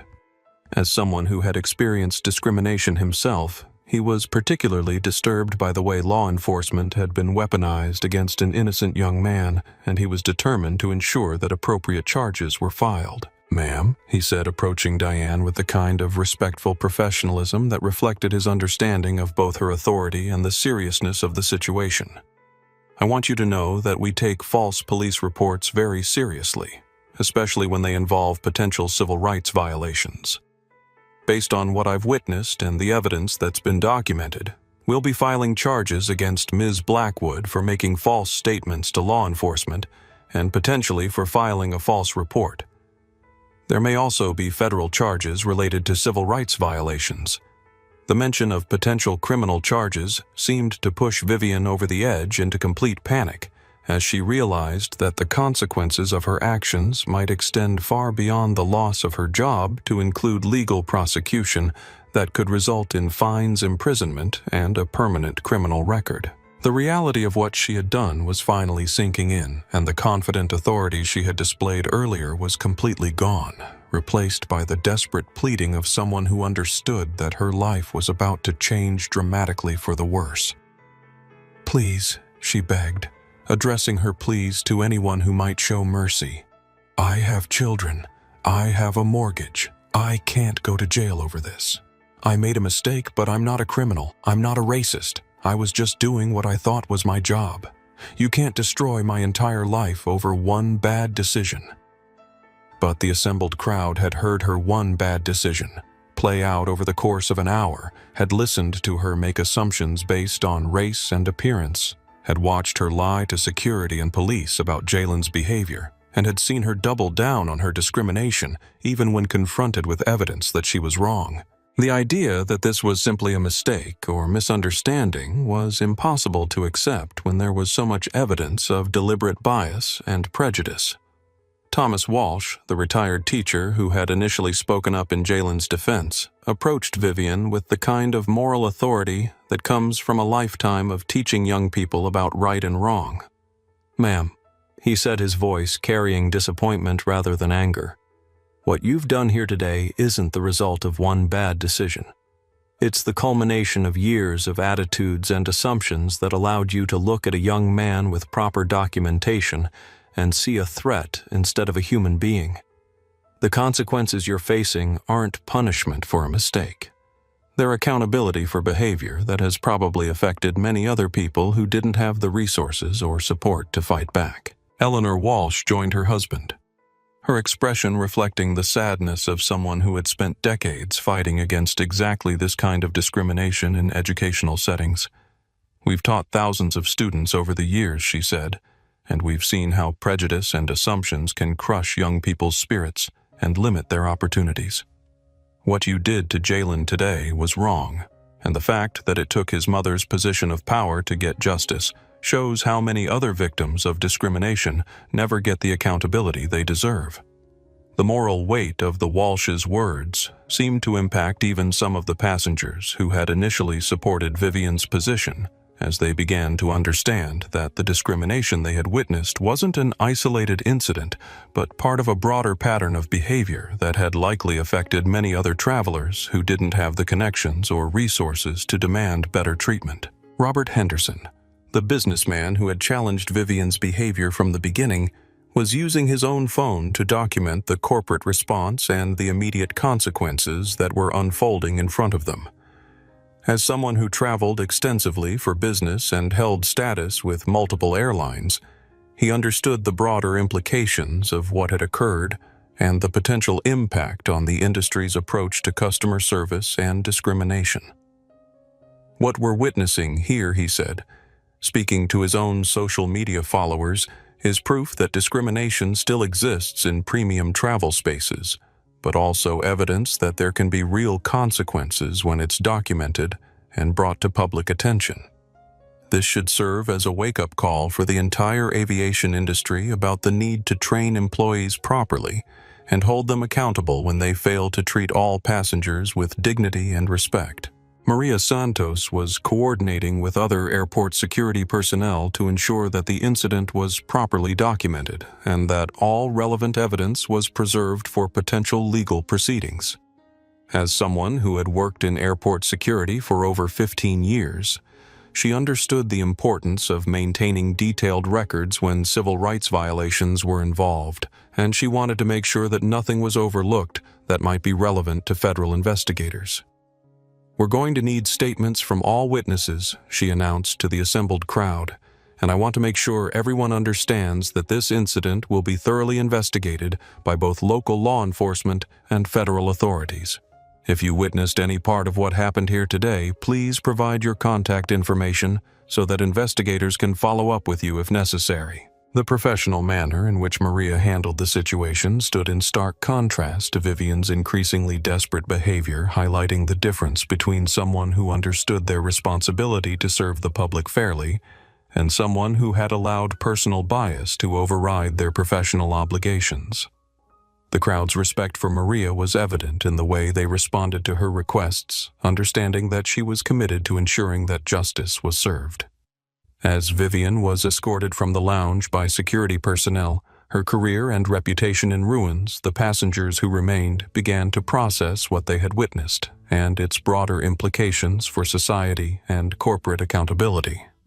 The viral nature of the incident meant that the story would continue to spread and generate discussion about discrimination, privilege, and the importance of documenting injustice when it occurs in public spaces. Jalen, who had maintained his composure throughout the entire ordeal, was finally able to relax as the immediate threat to his safety and dignity was removed. But even as he appreciated the support of the witnesses and the swift action of his mother and the airline, he understood that this incident would follow him for years to come, serving as both a reminder of the discrimination he still faced and an example of how that discrimination could be challenged when people with power chose to use it responsibly. The Platinum Elite Lounge slowly began to return to some semblance of normalcy as the crowd dispersed and passengers returned to their conversations and travel preparations, but everyone present understood that they had witnessed something significant that would influence their own attitudes and behaviors in future situations where they might encounter discrimination or injustice. 6 months after the confrontation that had transformed a routine request for lounge access into a global conversation about racial profiling and corporate accountability. The reverberations of that afternoon at Atlanta International Airport continued to shape lives, policies, and public discourse in ways that demonstrated the lasting power of documented truth in an age of viral media and instant justice. Jalen Mitchell stood at the podium in the packed auditorium at Cambridge University, looking out at an audience of students, faculty, and civil rights advocates who had come to hear him speak about dignity, justice, and the responsibility that comes with privilege and education. At 19, he had grown into his role as an unexpected spokesperson for travelers' rights and had used his experience to launch the Sterling Foundation for Travel Equity, an organization dedicated to providing legal support and advocacy for passengers who face discrimination in airports, hotels, and other travel-related businesses around the world. When I walked into that lounge 6 months ago, Jalen said, his voice carrying the confidence and authority that comes from surviving public humiliation and emerging stronger. I was just a teenager trying to get from Atlanta to London for a university interview.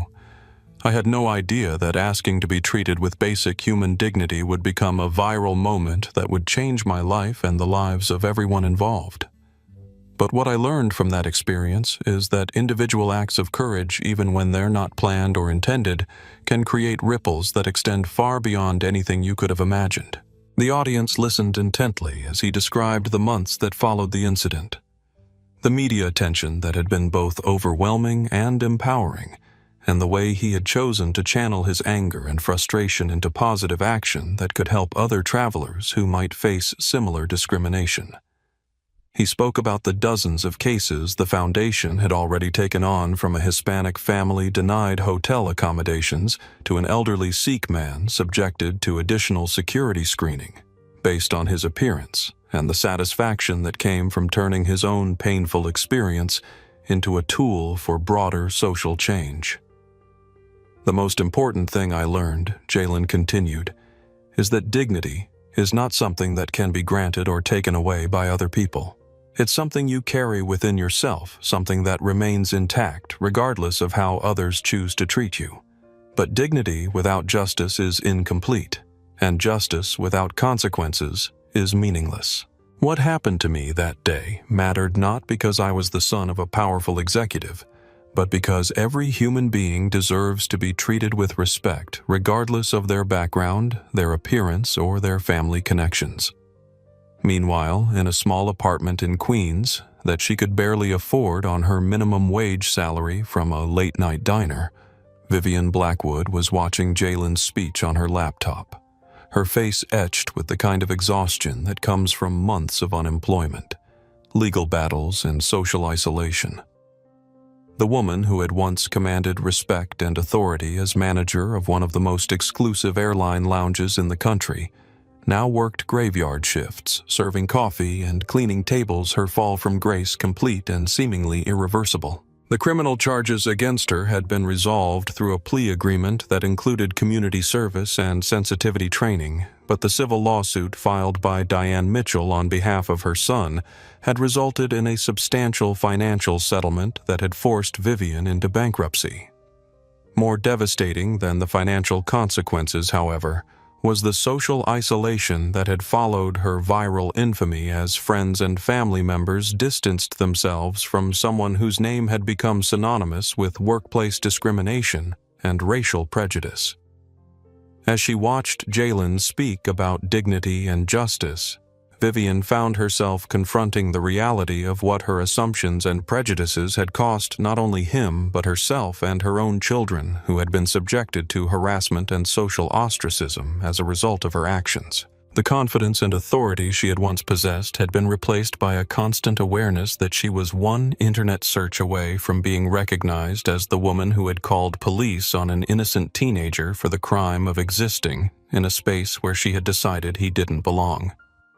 The transformation of Skybridge Airlines in response to the incident had been swift and comprehensive, with Diane Mitchell personally overseeing a complete overhaul of customer service training and discrimination prevention policies that had become a model for the broader aviation industry. The company had implemented mandatory bias training for all customer-facing employees, installed enhanced surveillance systems in premium facilities to ensure accountability, and created new procedures for handling discrimination complaints that emphasized investigation and resolution rather than dismissal and cover-up. We learned that our previous approach to customer service training was inadequate. Diane had told a congressional hearing on discrimination in the travel industry 3 months after the incident. We had focused on technical procedures and corporate policies without addressing the unconscious biases that can influence how those policies are implemented. The result was a structure that allowed individual prejudices to override our stated commitment to equal treatment of all passengers.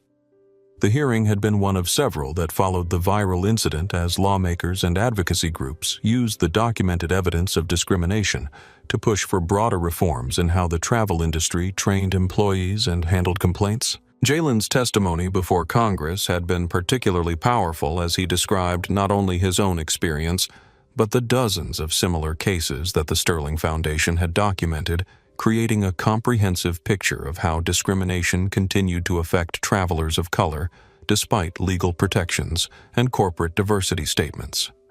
Ashley Romano had parlayed her documentation of the incident into a career as a social justice advocate and documentary filmmaker, using her expanded platform of over 5 million followers to highlight cases of discrimination and injustice across various industries.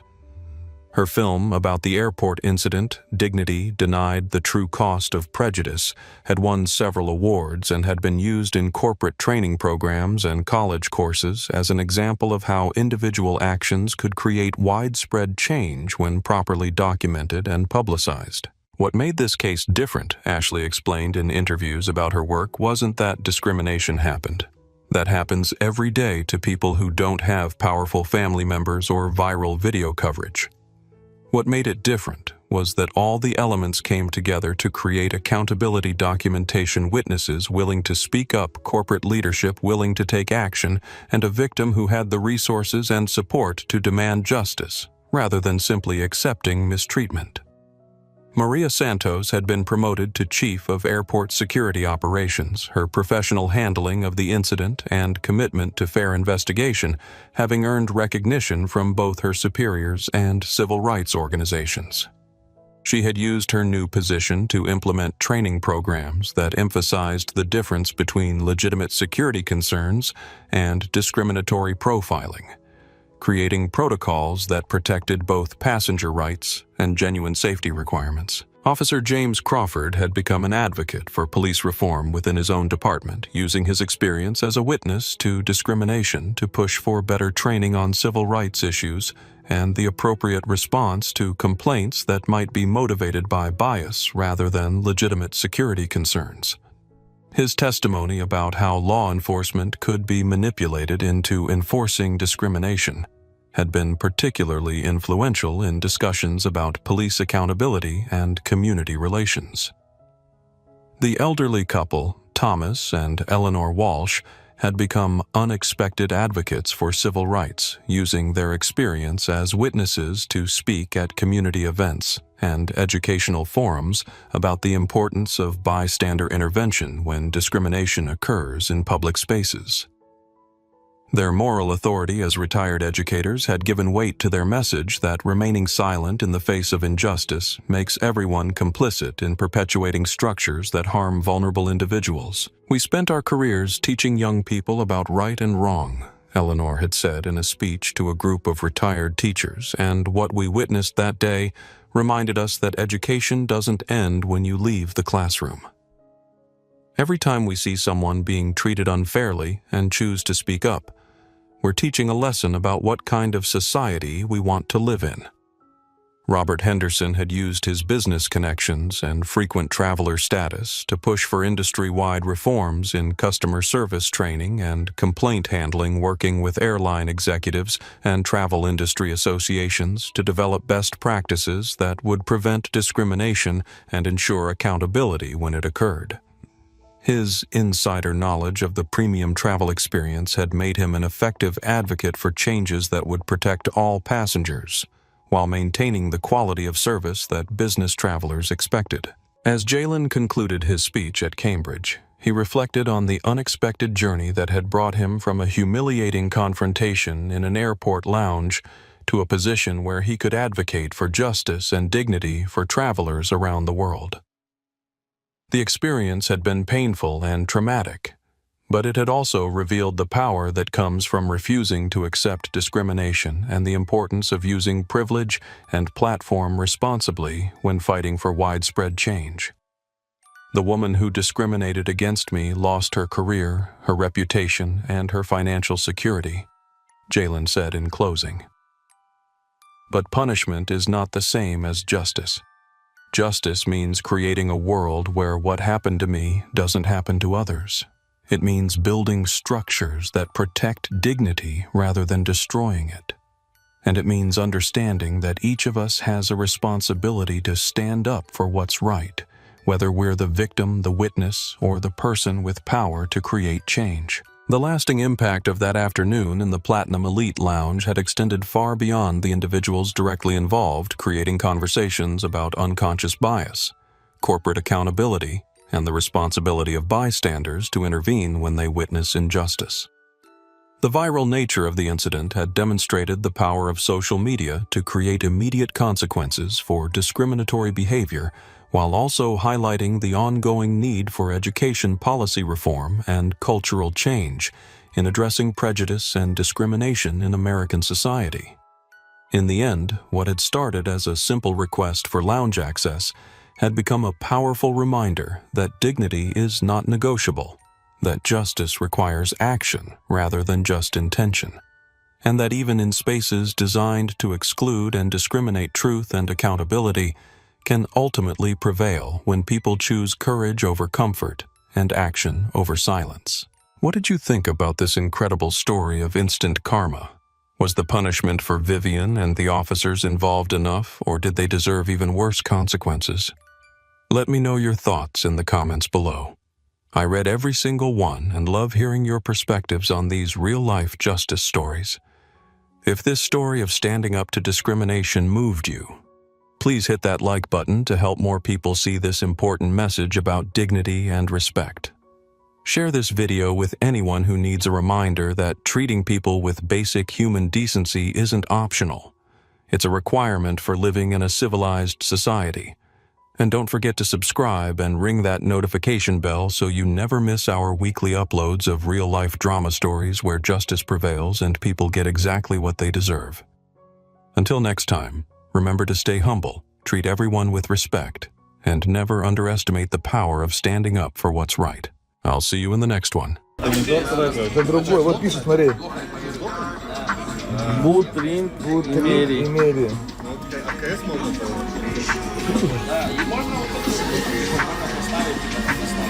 Вот имели. Какой? Militarynurse, Лешко, Лешко. Рена, Лешко, Рена. Лешко, Рена. Блядь. Это, по-моему, вот. Но он хорошо себя подъебал. Вот, вот, во.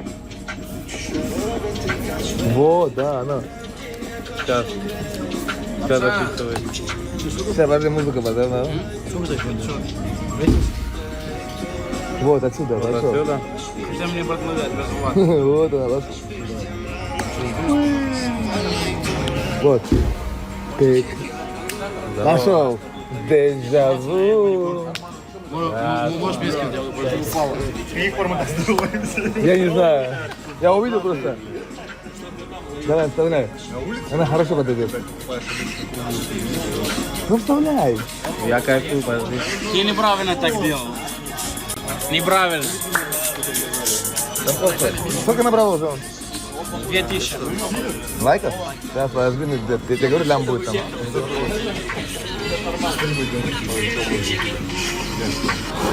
Пошло, блядь. Ты меня отметил на нем? Что, вы? Бля, Вася, у меня тут заготовка конкретная. Я Саша кончу. Опа. Что за хуйня? Привет. Привет, как дела? Нормально. Это та девчонка, которая на М5 в 10? И на Е60. Да. Бля, Чего хочешь? респект тебе. Мне вот ребята сказали Спасибо. тебе позвонить, и вот мы позвонили тебе поздороваться вот с тобой. Мне передали, да. Ты передали, да? Что делаешь? Сижу в Сити. Вау, богатая жизнь, да, живешь ты? Типа, да. В Сити живет, на эмках есть, молодец. Двигаешься неплохо. Спасибо. Да, все нормально у тебя? Да, у тебя. Поздравляю с У покупкой. меня хорошо, спасибо большое. Вот, купил себе машину мечты. Чуть-чуть заедаешь. Заедай, да? Ничего, говорю, машину купил вот недавно. Спасибо большое, что поздравила. Как Веста. Его знаешь? У меня тоже Е60. Такая же черная. Она белую... Красивая. Ты видела белую М5 G90? Да, конечно. Это моя же. Они понт, видишь, кидают, а я на Весте езжу, простой пацан. Ну, ты тоже давай мне тут. Ну давай. Ладно, Ангелин, я рад был. А ты видела моего сына? Он сейчас свободен, если что, номер скину. Хорошо. Ангелин, давай, рад был тебя видеть. Все, обнял. Давай, я тебя Давай, дам. пока. Видел, вроде красивый Е60. Пошел звонить моему брату Асате. Я как всем звоню, блядь. Обзвон, ра. Бля, брат, очень сильно будет сейчас смотреть. Бля, смотри, просто вот первый кадр смотри, сейчас там охуеешь. Я уже свои глаза выебал. Ну покажи. Сейчас. Все, готовы? Тихо, клик, тихо, гамать.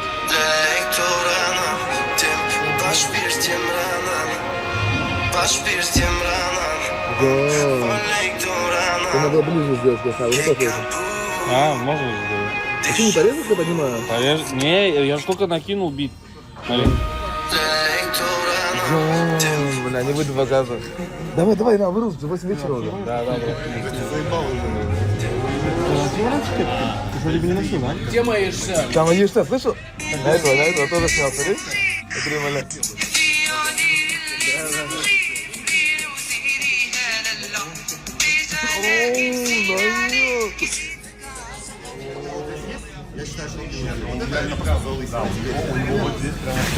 Бля, как нравится машинами, понял? С машинами возиться, блядь, я долбоёб. Сколько набрала уже? Загорелся, набрала. 20 тысяч есть уже. Кто не заходит, как не Я тоже комментарий Не написал. ставим, что ли, комментарии? Вась, у меня комментарий украли, я так написал, Е60 огонек. Лайки на комментарий тоже, Рената. Друзья, лайки хотя бы комментарии, хочешь, блядь? чтобы продвижение было, понял? И кому-нибудь отвечай тоже, чтобы продвижение было. Отвечаю, в Инстаграме так работает рейтинг. Что еще? На комментарии кому-нибудь ответь пару штук и лайки просто. Серьезно, руку шуток. Первые 48 часов это нормально, это буст дает. Сказать, что будет? На он, пацанов спросим. Серьезно, это не вру. В Инстаграме так рэки работает, пацан. Что? Я курс по продвижению в Инстаграме покупал, там Нахуй договорили. ты человек, у которого почти миллион подписчиков в Откуда? Я Инстаграме, не знаю, говоришь, я- что делать. Брат, вот таким темпом А, я миллион добьем. забыл. Хорошо. Да, брат. Все, первый кадр готовы. Чекаем. Чекаем.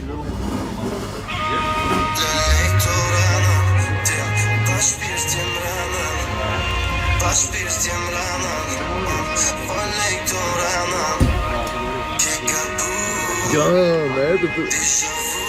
Хороший. Ну, сейчас я подрежу что-то в моменты. Как будто можно еще чуть больше ставить, как я хаваю. Резко переход, я хаваю. Понял? Пью. Вот это?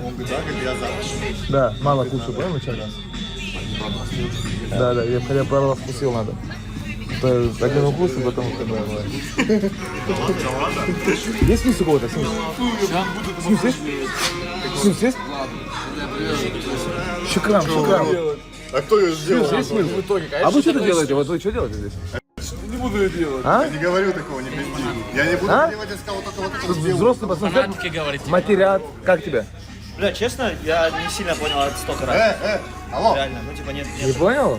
Честно, да. Ну реально, типа, я не понял, что мне не сказал, что ва-ба-ба. Короче, не скажешь, что какие в теме, да?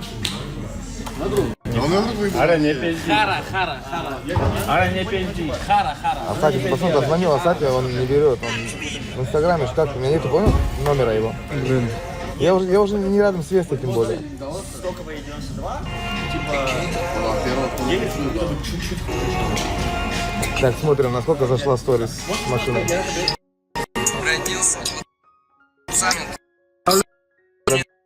Бля, 97. Хорошо. Просмотры сколько? 136. 102 часа лайков. Нормально, ебать репостов. Для тебя рекламу нормально покупать, братанчик. Да иди нахуй по рекламу, блядь, больше. Не поможет? Человека не стану? Я не делаю рекламу в инстаграме, так есть. Юрий позвонил уже. Да, я должен здесь стоять на 200, блядь, понял? Наверное, в бункере нельзя запреть, мне сразу Чё-почёт? сделаю это так. Сейчас там общается, я слушаю вас, друзья. Брат, я... Какой видос?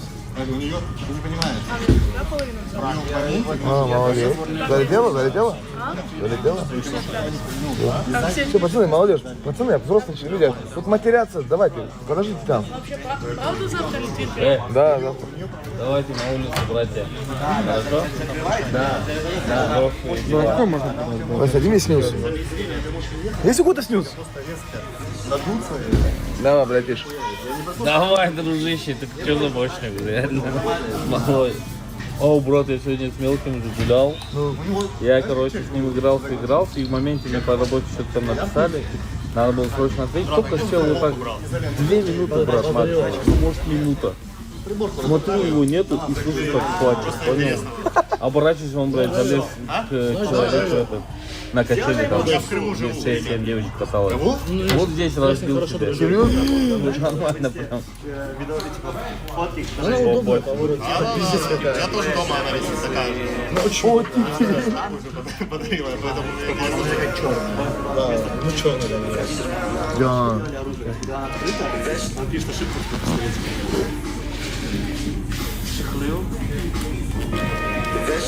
Да. Да, сильно. Да. Да, хороший приход. Ну, нормально было? вот это лямбда. Ренату звонит. Да вы не заставь, меня нету Веста здесь рядом, чтобы я кому-то позвонил. Такое не надо, да? Нет, такое можно не делать.